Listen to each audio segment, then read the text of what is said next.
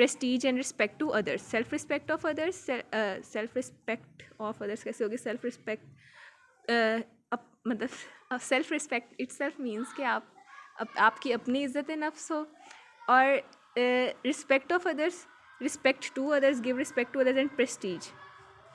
तो वो इंसान चाहता है कि एक उसकी सेल्फ रिस्पेक्ट हो, वो प्रेस्टीज हो और वो दूसरों की रिस्पेक्ट करे। Then the last one is self actualisation. Self actualisation में क्या है कि वो अपना जो भी फुलफिलमेंट ऑफ यूनिक पोटेंशियल, जो उसके इंसान के पास पोटेंशियल है, अब उसने एनर्जी थी ना कि हम एनर्जी डाइवर्ट करते, सबसे पहले वो एनर्जी लगा रहा है अपनी बेसिक साइकोलॉजिकल नीड्स को मेट करने के लिए, उन तक पहुंचने के लिए, उनको अचीव करने के लिए। जब उसकी जो उसने एनर्जी यहाँ पे लगाई है, उसके बाद वो अपनी नेक्स्ट एनर्जी किस पे लगा रहा है, सेफ्टी एंड सिक्योरिटी पे। उसके बाद to build up relationships, to have friends, वो उस चीज़ पे वो फोकस कर रहा है। उससे नेक्स्ट है एस्टीम एंड रिकग्निशन।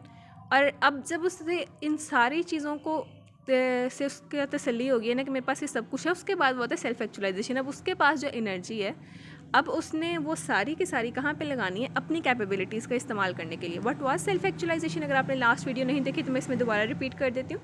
सेल्फ एक्चुअलाइजर्स, या जो बंदा सेल्फ एक्चुअलाइजेशन अचीव करता है, जो सेल्फ एक्चुअलाइज़र होता है, they are the people who make the maximum use of their capabilities, कि उनके पास जो भी सलाहियतें हैं उसका वो मैक्सिमम यूज़ करते हैं। उधर मैंने बहुत सारी एग्जांपल्स दी थी, I am not repeating them again because already video lengthy हो गई है। अभी मैंने इसका पार्ट सी भी करवाना है। तो सेल्फ एक्चुअलाइजेशन आप लास्ट वीडियो से एक दफ़ा देख लें। सेल्फ एक्चुअलाइजेशन उसके बाद मतलब लास्ट पे वो एनर्जी अपने सारे सेल्फ एक्चुअलाइजेशन की तरफ लेके जाएगा। देन है part C, who is responsible for each step. अब हॉस्पिटल सेटिंग में कौन हर स्टेप के लिए रिस्पॉन्सिबल है? सबसे पहले हैं पैरामेडिक्स। पैरामेडिक्स आपको बेसिक साइकोलॉजिकल नीड्स आपकी प्रोवाइड करते हैं। उसके बाद सिक्योरिटी एंड सेफ्टी आपको हॉस्पिटल की एडमिनिस्ट्रेशन प्रोवाइड करती है। Love, belonging and care hospital का नर्सिंग स्टाफ प्रोवाइड करता है। और जो डॉक्टर है वो आपको एस्टीम और रिकॉग्निशन देता है। जब आपके पास डॉक्टर बजाते खुद चल के आता है तो आपको फील होता है कि येस यू आर ऑनर्ड, आपको इज़्ज़त दी जा रही है, आपको एहसास दिलाया जा रहा है कि आपकी बहुत वैल्यू है, क्योंकि बस आपके पास डॉक्टर आ रहा है, वो आपको चेक कर रहा है, आपको आपकी जितना भी जो भी कोई इशू है वो उसको रिजॉल्व करने की कोशिश कर रहे हैं। तो it's the esteem and recognition that's given by the doctor, senior doctors. Okay, मतलब यहाँ पे पहले आपके पास नर्सिंग स्टाफ आपको केयर प्रोवाइड करता है, but the doctor gives you the recognition and esteem. Then who is responsible for each step? Social sorry, मैंने क्वेश्चन रीड कर दिया। अब सेल्फ एक्चुअलाइजेशन के लिए कौन रिस्पॉन्सिबल है? Social and occupational rehabilitation centres and by public health professionals and makers of health policy, के जो आपको सेल्फ एक्चुअलाइजेशन प्रोवाइड करते हैं कि आप बीमारी से रिकवर करते हैं तो उसको बाद आपको वो नॉर्मल लाइफ की तरफ लेके आते हैं। अगर एक इंसान था वो एक्सीडेंट में उसकी टांग लॉस हो गई, there is a loss of limb, lower limb, तो उसके बाद रिहेबिलिटेशन सेंटर्स पे क्या करते हैं कि अब उसको वो अजानें भी होने लगी, मैं बाद में करवाती हूँ। बिस्मिल्लाहिर्रहमानिर्रहीम। अजान हो रही थी तो बीच में वीडियो स्टॉप की थी।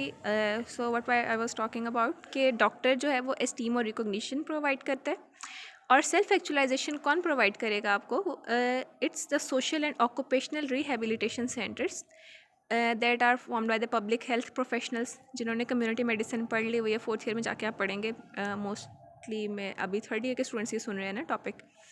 वैसे अब मॉड्यूलर सिस्टम है तो मॉड्यूलर सिस्टम में भी यही टॉपिक्स हैं, बल्कि मैंने कुछ वीडियोस भी सेम अपलोड किए हैं दोनों के लिए, 3rd ईयर के लिए भी और 2nd ईयर के लिए भी, क्योंकि आपके सेम टॉपिक्स ही वहाँ रिपीट हो रहे हैं। जो मॉड्यूलर सिस्टम वाले बच्चे जल्दी कर रहे हैं, हमने वो 3rd ईयर में किए थे ट्रेडिशनल या एनुअल सिस्टम वाले स्टूडेंट्स ने, और जो मॉड्यूलर सिस्टम वाले उनके क्योंकि डिवाइड हुए हुए हैं तो ये सेम टॉपिक जैसे अब मेमोरी वगैरह वाला था वो उन्होंने 2nd ईयर में ही कर लिया हुआ। मोस्ट ऑफ द BS उन्होंने पढ़ ली हुई है उसमें।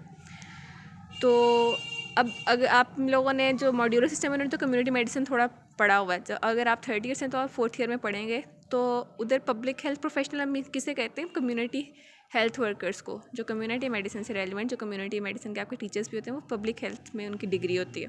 तो जो पब्लिक हेल्थ प्रोफेशनल्स हैं ना वो प्रोवाइड करते हैं रिहैब सेंटर्स, रिहेबिलिटेशन सेंटर्स उन्होंने बनाए होते हैं, तो इसलिए वहाँ पे ये मेंशन किया गया है। Social and occupational rehabilitation centres by public health professionals and makers of the health policy, जो हेल्थ पॉलिसी बना रहे हैं। अब सेल्फ एक्चुअलाइजेशन क्या था कि एक इंसान अपनी कैपेबिलिटीज़ का मैक्सिमम यूज़ करे। हमारे पास अल्लाह ताला ने हमें जितने भी ऑर्गन्स दिए हैं, जो हमारे बॉडी पार्ट्स हैं, हम उनका यूज़ करें। हमारे पास हाथ हैं, हमारे पास नॉर्मली फंक्शनिंग आपके पास लेग्स हैं, हैंड्स हैं, तो आप उन सब का यूज़ करें। अब ये लेग्स की और ये आर्म्स की, हैंड्स की बात मैं क्यों कर रही हूँ कि अगर एक पर्सन आता है, सपोज़ किसी एक्सीडेंट में था, रोड साइड एक्सीडेंट हुआ कुछ, तो उसकी ना वो किसी वजह से उसकी एक टांग काटनी पड़ेगी, उसकी लेग एम्पुटेशन करनी पड़ी, या फिर कोई डायबिटिक पर्सन था, डायबिटिक फुट का उसे इशू था, तो हमने उसका जो डायबिटिक फुट के ट्रीटमेंट में हमने उसका एक लिम्ब जो सा है उसको रिमूव करना है, ठीक है।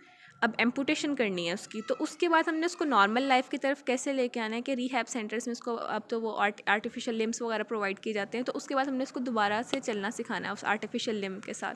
हम उसको नॉर्मल लाइफ की तरफ ला रहे हैं कि वो अपनी जो उसके पास कैपेबिलिटीज़ हैं, जो उसके पास अवेलेबिलिटी है, अब उसको यूज़ कर सके, उसको यूज़ करना आए, तो हम उसको नॉर्मल लाइफ की तरफ ला रहे हैं। अब वो कौन ला रहे हैं? ऑक्यूपेशनल जो से हेल्थ वर्कर्स हैं, पब्लिक हेल्थ वर्कर्स हैं, रिहैब सेंटर्स हैं, तो वो सेल्फ एक्चुअलाइजेशन में आएगा। आई होप सो इस पॉइंट की समझ आ गई है। बाकी भी मेरी बेस्ट पॉसिबल कोशिश थी कि वीडियो 7-8 मिनट्स की ही हो टोटल, ताकि एक ही वीडियो में अपलोड कर दूँ मैं से, बट काफ़ी लंबी हो गई, 15 मिनट्स प्लस हो गए, तो इसको मैं 2 पार्ट्स में डिवाइड कर देती हूँ। अब स्पीड तो मैंने इसलिए लगाई थी जल्दी कि मुझे ना करना पड़े, इसको 2 पार्ट्स में डिवाइड ना करना पड़े, तो मैं इसको दोबारा एक दफ़ा रिपीट कर देती हूँ, बिकॉज अब इसका पार्ट बन रहा है एक्स्ट्रा।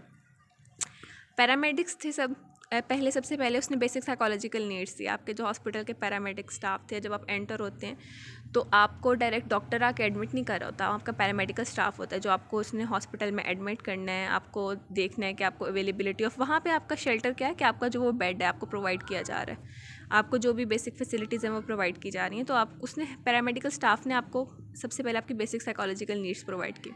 सेफ्टी एंड सिक्योरिटी आपको हॉस्पिटल की एडमिनिस्ट्रेशन दे रही होती है, you are lying at that bed and you are safe, आपको कोई वहाँ पे कोई नुकसान नहीं पहुँचा सकता, तो वो आपको हॉस्पिटल की एडमिनिस्ट्रेशन प्रोवाइड कर रही है।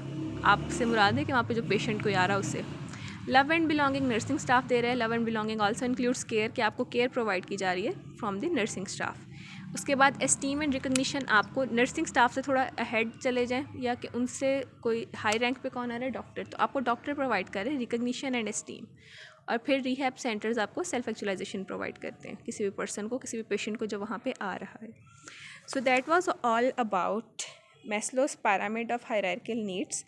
ये ऐसे ही आपने करना है, इसे याद करना है, आपको पता होना चाहिए कि ये पिरामिड क्यों है, इसको ऐसे ही स्टेप वाइज करना है, because it's a pyramid, it's in ascending order.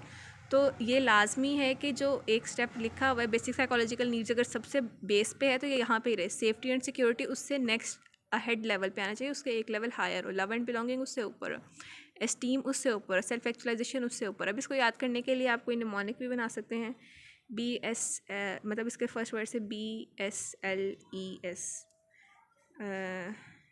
BS less बन सकता है, या बेसलेस में तो वो वर्ड चले, BS बिहेवियरल साइंसेस लेस। इसका सिलेबस सबसे कम है, तो याद रख लें कि BS का सिलेबस सबसे कम है, तो ये इसका निमोनिक है BS लेस LES। अब उस लेस में आपका E एक आ रहा है, ठीक है। BS less, B for basic psychological needs. और अच्छा, इसका एक और निमोनिक बन सकता है, अभी मेरे माइंड में है, हम नीड्स है ना तो N से करें, NSLES, नेस्ले होता है ना, तो उससे नहीं बन रहा कोई निमोनिक, आप खुद बना ले, BS लेस ही कर लें। बेसिक साइकोलॉजिकल नीड्स है, सेफ्टी है, लव एंड एस्टीम है, and self actualization. So that was all about motivation. अगर किसी चीज़ की समझ नहीं आई, if there is still a confusion, आप मुझसे पूछ सकते हैं इन द कमेंट बॉक्स। अल्लाह हाफिज़।